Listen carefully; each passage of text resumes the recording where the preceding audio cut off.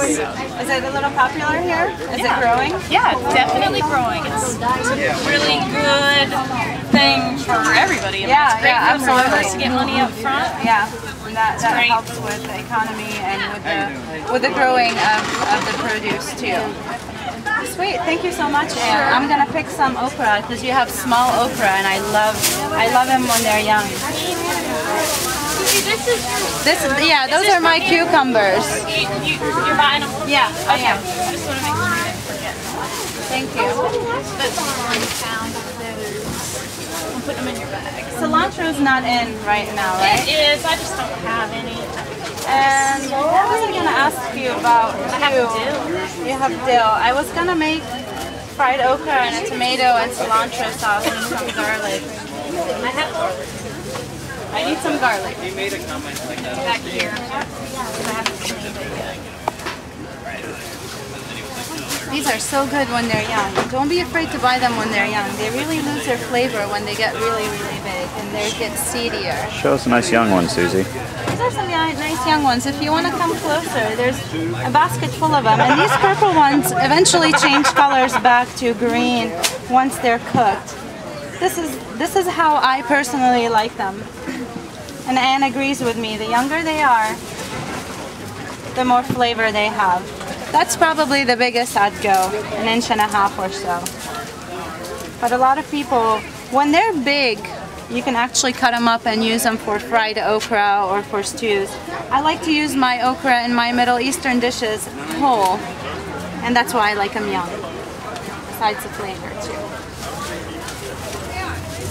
And the thing is, if you go to a grocery store, you'll never see this.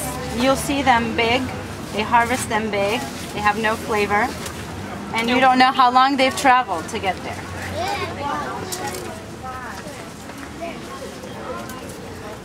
You shucking some garlic? Yeah, I put a couple up there for you if you want. Do you want more than 2? I'll take 2 more.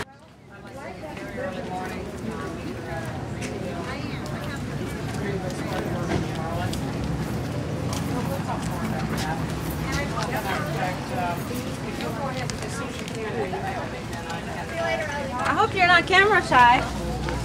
I've never been accused of being camera shy. Hi. Okay. Hi. Tell me your name again. Steve Rice. Steve Rice. Rice Family Farm. Rice Family Farms. Madison County. All right. You know, I've never seen shiitake mushrooms grow like this until last year when I first met you. Let me get one of these. And it's really important for the viewers to see the growth and the little history about shiitake mushrooms if you want to share a little bit with us today. Well, as far as I know, the history is that when several hundred years ago, when the Japanese boy was born, they laid a shiitake log down next to a shiitake log that was already inoculated. They allowed the shiitake log to grow, and they used the mushrooms, and that financed the young man's first venture out into the world. So, oh wow, yeah, that's kind of a neat story. So nice. They had a place in Chinese folklore as a very important product, and that's where the mushrooms were initially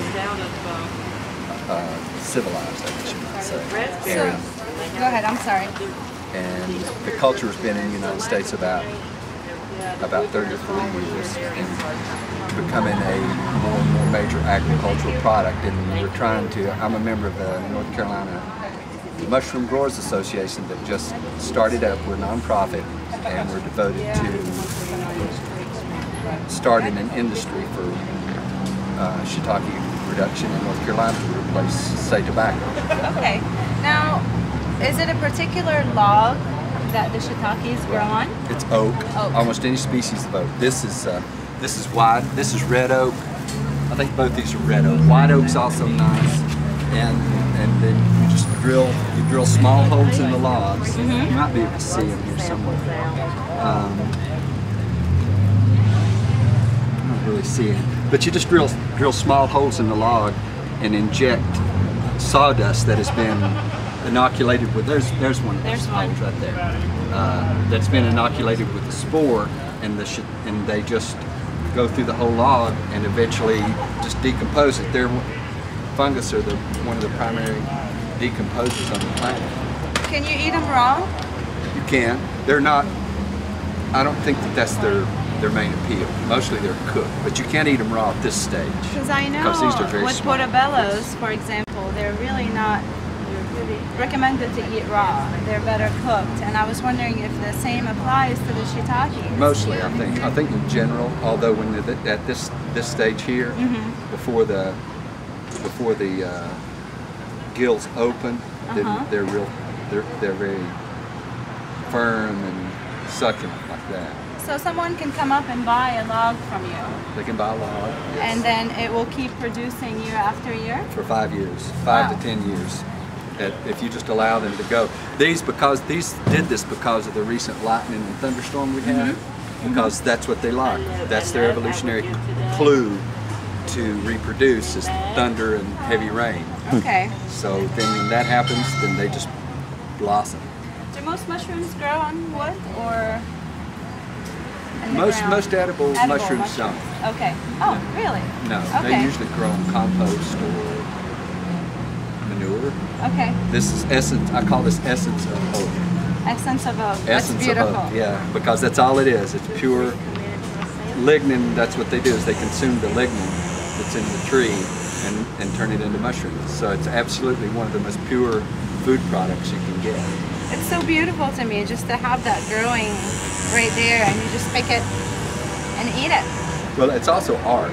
I would like to also have it, you just have it in your yard and you have art, even if you don't like mushrooms or anything else. I've seen a yard in West Asheville that has a few logs that I just love driving by it and looking at it. Eventually, one of these days, I will get a log myself too. Thank you so much for sharing. I'll give you one the next time you come. Okay, thank you. All right. Today I'm going to have a guest that's going to be here very soon, Rob Everett. He is with ASAP. He sits on the board of directors with ASAP, and he's going to be joining us soon, telling us a little bit more about what ASAP is. ASAP is Appalachian Sustainable Agricultural Project, and we'll be learning a little bit more about ASAP. Hi, I have my guests here today. Here's Rob Everett from ASAP and Emily Jackson, and they're both going to tell us a little bit more about ASAP today and the importance of ASAP and what it has done to the community. And without ASAP, probably this wouldn't be going on. Well, our whole purpose is to help develop markets for farmers. So this is a type of market, a farmer's market, but we also help farmers who are interested in resale, selling to institutions. We have a program, Farm to School, that I work with, which is about getting locally grown food into schools. So we're basically about, the farmers pretty much know how to grow it, but we're there to help them market it and establish and figure out, the market. Are there a lot of institutions involved in this kind of thing, or are they slowly getting there? We're slowly getting there. We're selling locally grown food to Ashley City Schools, Madison, Mitchell, and Yancey County Schools. Oh, that's great. And we're getting ready to start in Head Start settings, which are the little guys before they even get to elementary. So they're going to be getting locally and organic grown food. Good, fresh, nutritional food. So I guess you would say it's multifaceted in a lot of ways. I mean, I think the farmers markets are the most visible and easiest to connect with in a lot of ways. Direct consumer sales. But there's a lot of other things going on, like the things that you just mentioned, and I think ASAP does a really good job of supporting people and facilitating that. And we're about information and connecting people. We do a marketing conference for farmers. We put out the local food guide. We're the ones that put out those local food, thousands of miles fresher bumpers. Yeah, right there. I see those everywhere. But the farmers are the real entrepreneurs. We just kind of follow and try to support and build up things where maybe something didn't exist before. But they're the ones that are out there, growing the food, being entrepreneurial.